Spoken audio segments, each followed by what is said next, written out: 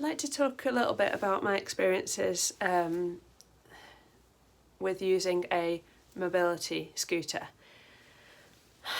Using a walking aid is something I've had to do for the last 5 or 6 years, and before that I could have done with aids and didn't have them. Nowadays I use a mobility scooter on a daily basis, and there's a lot of benefits and challenges that come with it. The first challenge I would say is my personal barriers around needing an aid because of I would say childhood experiences and family patterns I grew up in. It's not allowed to have a problem that you can't fix. It wasn't acceptable for somebody to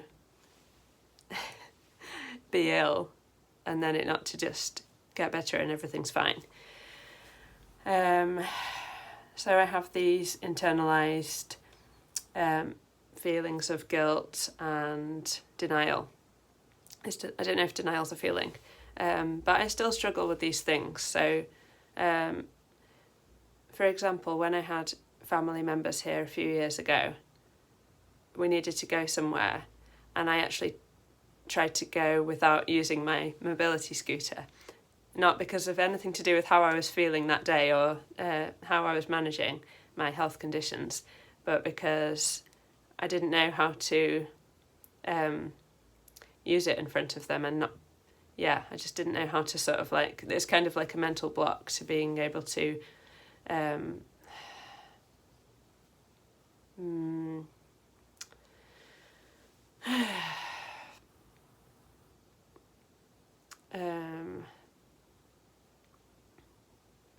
show that it had reached that level. Okay. Now, I do have people around me, and I have for quite a couple of, I was going to say decades, but anyway, a while, who are compassionate and don't expect me to just snap out of pain if I'm in pain or whichever symptom I'm having. So, luckily, because otherwise I'd probably just hate myself. Because it's really hard to just know that you're experiencing something and then feel like,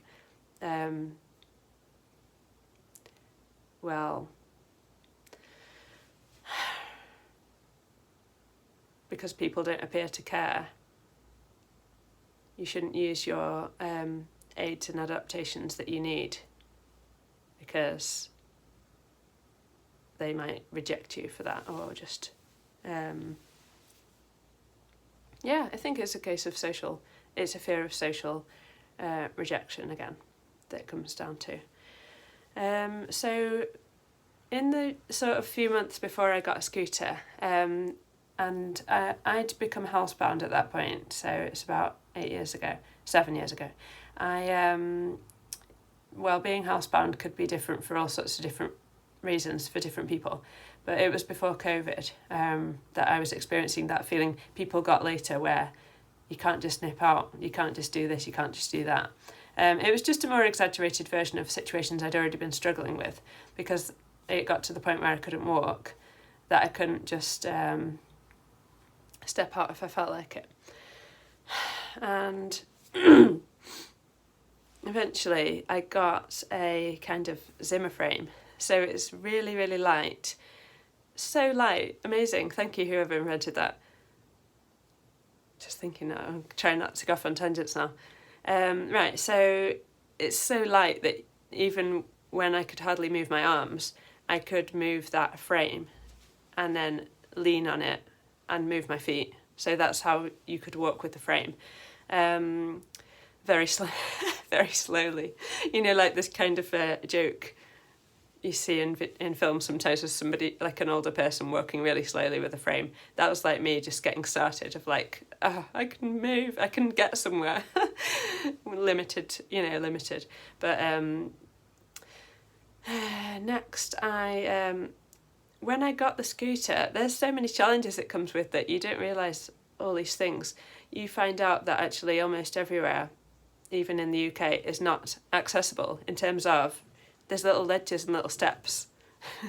So the house I was in had about that big thing that you used to step over it to get in and out of the house. It was really small.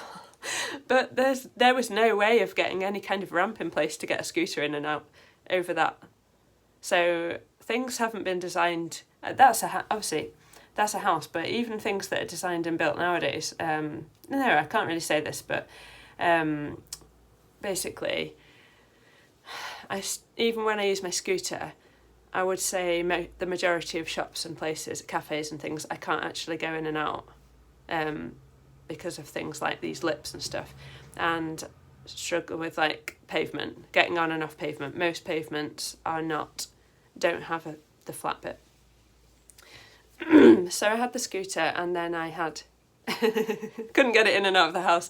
So I had to, and me and other people spent a lot of hours trying to find ramp solutions and various kind of things, materials, making a ramp, or somebody made me a ramp to try to be able to get this scooter in and out of the house. You know, I had a really kind neighbour that went to that extent.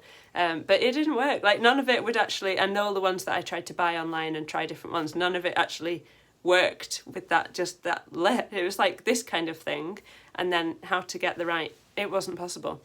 And because the thing is, by the way, right, so if you imagine it, like, imagine a scooter's like that, and then, don't know how to explain this. I wish I could do a little picture. Like, let's say if you're getting over this shape, then your scooter is going to get stuck like that because of the wheels being far apart. Do you know what I mean? So it's like, you can't get over it. Okay, hopefully that makes sense. I think it's called top out or something. It gets stuck, so then you're not going to get anywhere. So I had to buy all these things to try and like keep the scooter outside the front and then chain it to the wall, you know, so it doesn't get stolen, which it wouldn't, but just to be sensible, to chain it to the wall and cover it with waterproof covers. And it stayed, that scooter, we called it William, it stayed out in the elements through at least one winter. It was very, I'm so glad it didn't break in all these terrible conditions. Even once or twice it got left outside without having a cover over it, but I had to take off the whole seat and like saturated with water and just like, you know, ask people to help squeeze it all out and dry it on radiators, and it was like broken into pieces by the end, and still I was like putting it back on and sitting on it. So when I first went out on my scooter, when I first got the scooter, it was so exciting because I could actually go outside, and I hadn't really been outside. Well, I think I'd been in the back garden, and that was it for sort of like months. So going outside and just being able to go along, and there was a really nice place to walk near my old house, it was actually a cemetery, is that the word? You know, like a graveyard, but it was very beautiful.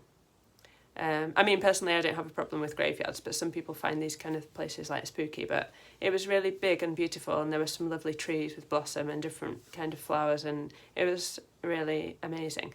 And we could go there and I could drive around it. It had all these like little, like nicely made roads, really, like little roads inside, so people could drive closer to the graves they were visiting, and I could just go there anytime and just go around on the scooter.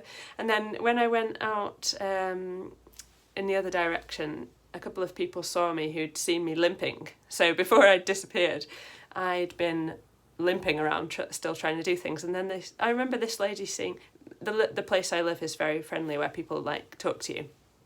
They don't just ignore you and just walk past. Usually, most people smile or talk to you or both. And this lady saw me coming on the scooter, and she sort of went, "Oh no, I knew this was like going to happen," or something like that. It was just sort of like, she just felt so much pain on my behalf that I needed the scooter, but to me it was just such a mismatch, because I was so excited to just finally be able to go out of the house. It was like the best thing that had ever happened in a long time, to get this scooter and actually be able to have a bit of independence. Right, so I feel like that's a bit of an intro, so I'm going to pause there and go into some more in next videos. Thank you.